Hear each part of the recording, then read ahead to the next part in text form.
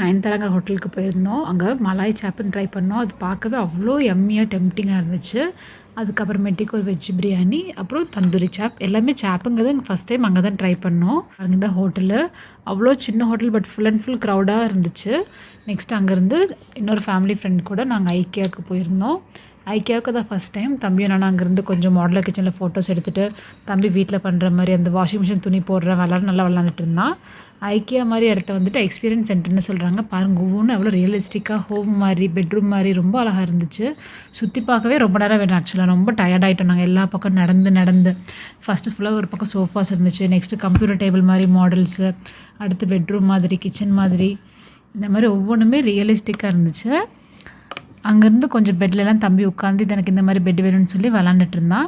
சரி, ஃப்யூச்சரில் நம்ம வீடு கட்டினா இந்த மாதிரிலாம் கட்டலான்னு சொல்லிட்டு கொஞ்சம் ரெஃபரன்ஸுக்கு ஃபோட்டோஸு வீடியோஸ்லாம் எடுத்துகிட்டு வந்தோம். அங்கேருந்து எனக்கு ரொம்ப பிடிச்ச இந்த பில் போடுற செக்ஷன் தான். இந்த ஃபாரினில் பண்ணுற மாதிரி நாம்ளே பில் போட்டுக்கலாம். ஸோ நான் போய் பண்ணுறேன்னு ட்ரை பண்ணேன்.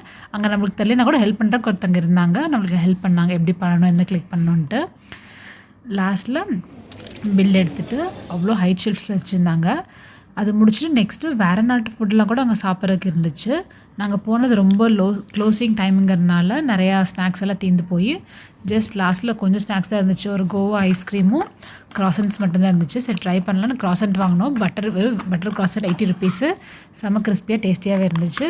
நெக்ஸ்ட்டு கோவா ஐஸ்கிரீம், அது ஒன்றும் அவ்வளோவா பிடிக்கல எனக்கு. ஒரு மாதிரி காரமாக புளிப்பாக இருந்துச்சு. మమ్మీ ఇప్పుడు సోఫా షాప్కి తీసుకొచ్చింది.